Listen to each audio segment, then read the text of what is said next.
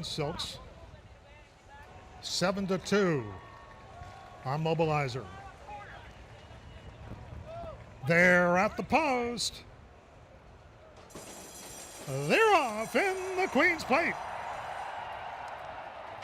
Big Red Mike, Hotep showing early speed. Ghost Fleet comes on between horses, and who we gonna call? Angles to the outside of Big Red Mike as a crush of runners move in front of us for the first time. And it's a Big Red Mike, and on the extreme outside, Hotep is close to the pace. Dark Cloud Dancers on the heels of Big Red Mike. Ghost Fleet is tucked in between horses, and Mobilizer is just to the outside of Ghost Fleet. Then who we gonna call? Who's behind that trio? Roan-Inish drafting in behind runners. The other filly, Moment of Majesty's close to the pace, just outside of Roan-Inish. Then Mob the Warrior and Vicker Street. Giant's Tomb will put his run in late. Dee's Wando is second to last, and Smart Sky trails. And they move into the backstretch. The half was in 49-1. That's not a hot pace. And it's a Big Red Mike, Eurico Rosa da Silva, trying to harness his speed, and Hotep is breathing down his throat. Mobilizer is clear of trouble on the outside in third position, and Dark Cloud Dancer is down on the rail in a fourth. Ghost Fleet is between horses. Moment of Majesty, Mob the Warrior is out wide. David Morin sends the Oaks winner Roan-Inish up between Mobilizer and Dark Cloud Dancer. Less than 3/8 to go in the Queen's Plate. Big Red Mike leads through a come and get me mile. Hotep's put the pressure now. Mob the Warrior is on the extreme outside. Roan-Inish in with a big shot. And flying around horses on the far outside, here comes Moment of Majesty. It is still Big Red Mike. He's running his eyeballs out. Hotep on the outside. Roan-Inish and Mob the Warrior. Big Red Mike trying to hold on for one more 16th. Big Red Mike has scored a smashing victory to win the Queen's Plate. Hotep was second. Finishing third was Roan-Inish, and Giant's Tomb was fourth.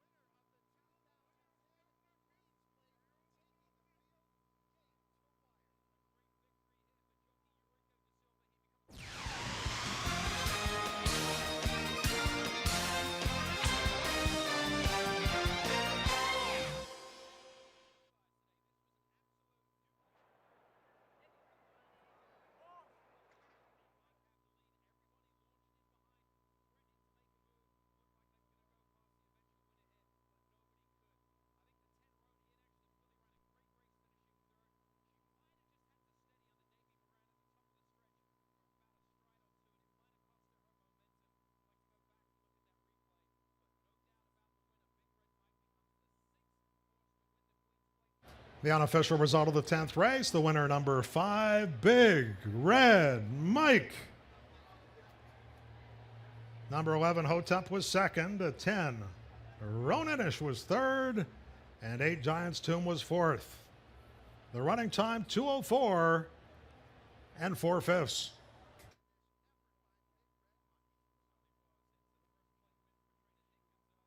Renee. Back-to-back Queen's Plates for Eurico Rosa da Silva. You know, it's unbelievable. What first comes to my mind today is the first time I was on the horse, and I remember the smell, and you know what? It was a long, long road, but God is good to me, and this horse runs so hard today. You know, I'm so proud of him. Before I cry, good luck to everybody! The game plan with the track being so speed favoring tonight was just probably not, this afternoon, not change a thing. Let him do what he did in the plate trial, put him on the point and see what happens? You know what, he run very relaxed. And today he gave me no trouble in the Pros Parade. He was so relaxed and he was so focused. You know what, you never make a plan to go to the Queen's Plate because you don't know, right, what's going on there. But it was beautiful. I went to the lead easy, and he did the job. Congratulations, Rico, back-to-back Queen's plates. Thank you very much. And I'm going to see the Queen today. I think he's a little excited. As he should be. Here's Sandy Hawley. Sandy. Thanks a lot, Ron. Nick, an amazing feeling. What's going through your head right now? I'm just kind of pinching myself all over to see if it's real.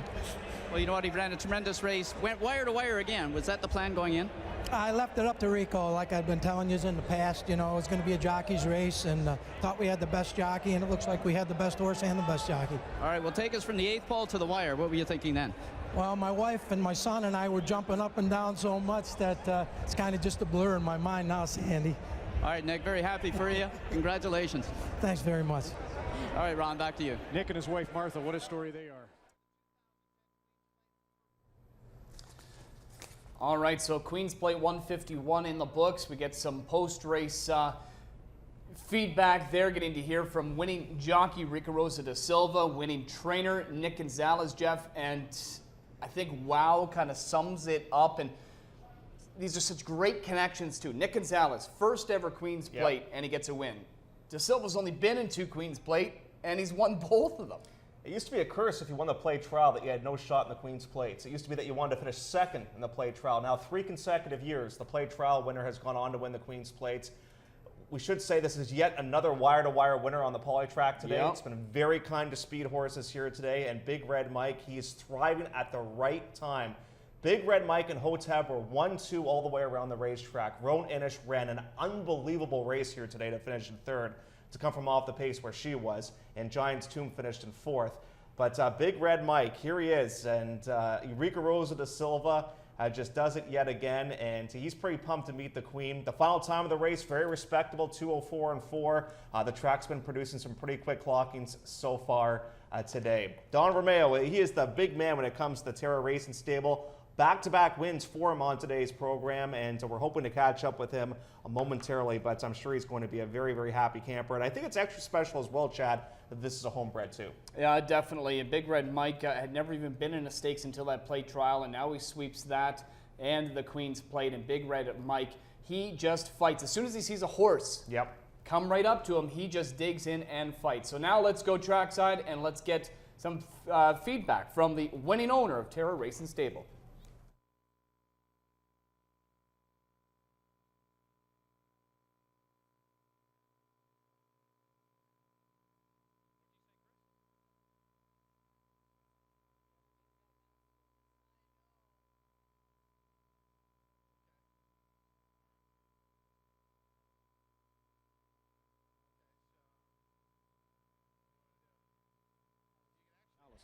I'm here with the winning owners, Dom Romero and his wife, Doreen.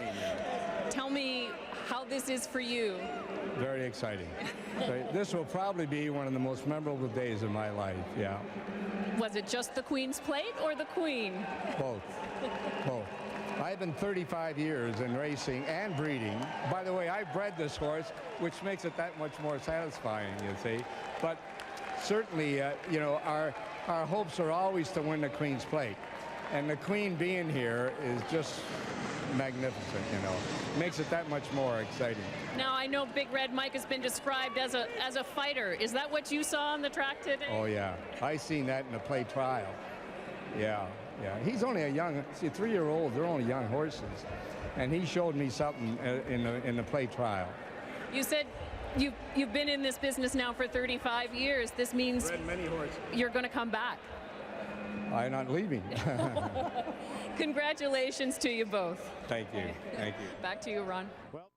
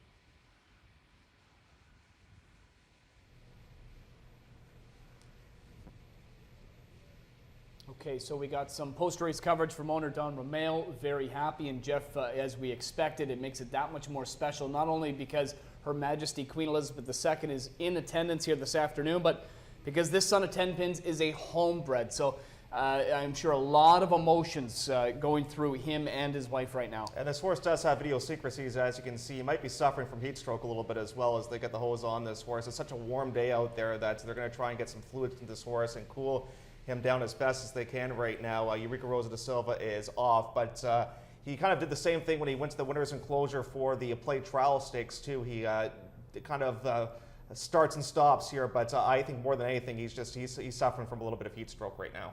Let's talk a little bit about this race while we have a moment here. Big Red Mike, getting the lead, and I'm almost wondering if things would have been different had he not gotten the kind of fractions that he did. If Dark Cloud Dancer would have maybe got a better break and played the role of the rabbit like Mark Frost had hoped. They got to get the hose on this horse because he is definitely suffering from some heat stroke right now, and they're going to get him on the walk, and that's the best thing they can do is get him on the walk and get that hose on him ASAP because he is definitely in some discomfort right now. So they'll get the hose on him right now, and they'll get him all cool and calm. And you're right, Chad. I mean, obviously, Dark Cloud Dancer, he didn't break very well, so nobody was able to go with Big Red Mike. Big Red Mike sets, legit fractions, I thought. 24-2, 49-1, 3/4 and 114-1. Final time of the race was 2:04-4. But things definitely changed when the 4-horse didn't go after Big Red Mike. But Hotep was a lot closer to the pace today than I thought originally. And Big Red Mike now looks like is on the pulley track here. And they're going to get the hose down. They're going to do the rest of the presentation without him because the best thing they can do right now for the horse is to get the horse back to the barn, get some liquid into him, and really cool him down as best as they can.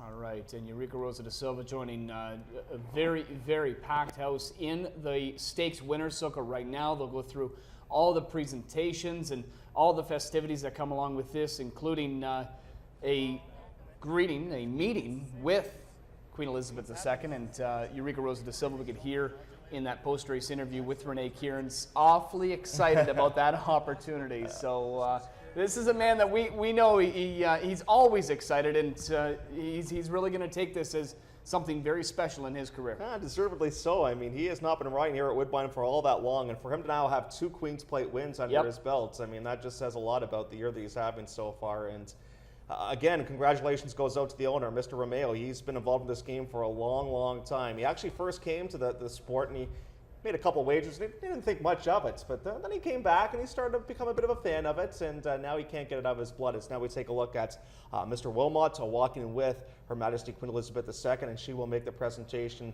to the winning owners here with a Big Red Mike. And we should explain as well what's going on with the horse right now.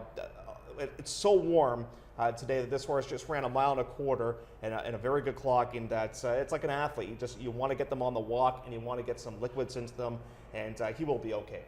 Yeah, he will. He'll get through that. It's very common, especially in this kind of heat that we experience in the Canadian summers here. And as Jeff pointed out, everything will be fine in there. He is just getting hosed off, and again, he's just kind of walking it off. He'll make his way back to the barn where he'll be treated very well, and he'll get back and cooled off in that spot as, again, Her Majesty Queen Elizabeth II making her way to the stakes winner circle right now. How about the filly?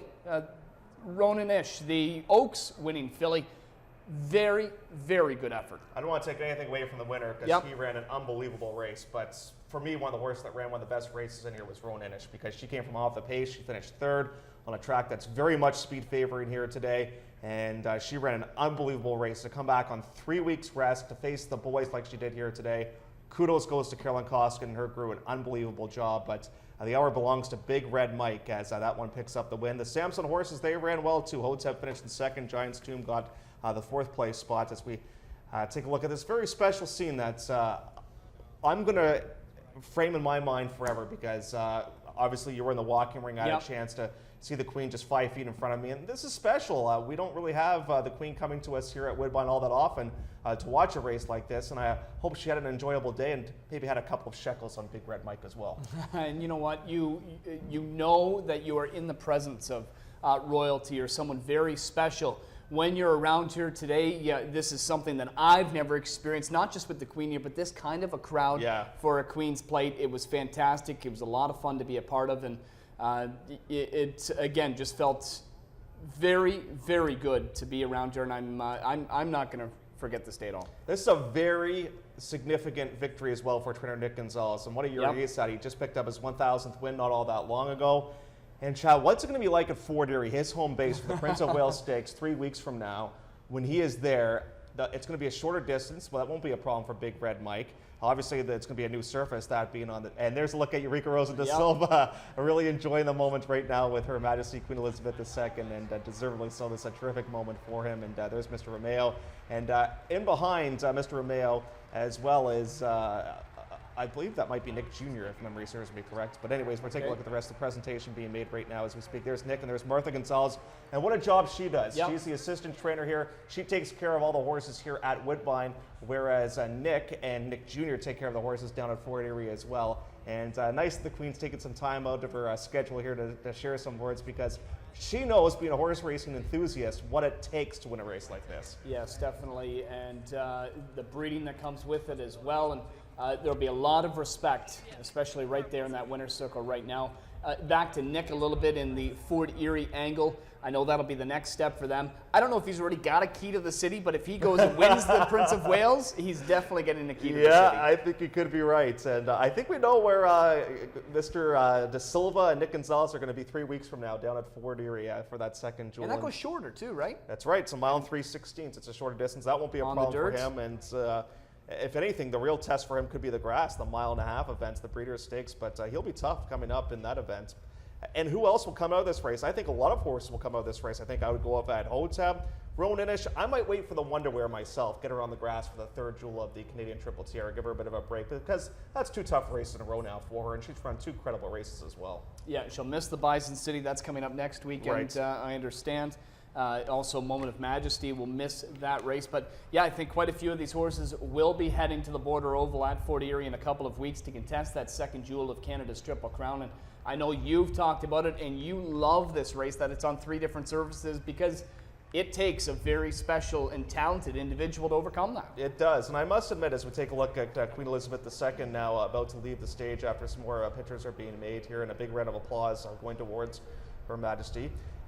I think it does take a very special horse to win a Triple Crown here in Canada, and I thought the horse would regress off that plate trial, but it didn't happen. With more, let's go upstairs to Dan Loisel.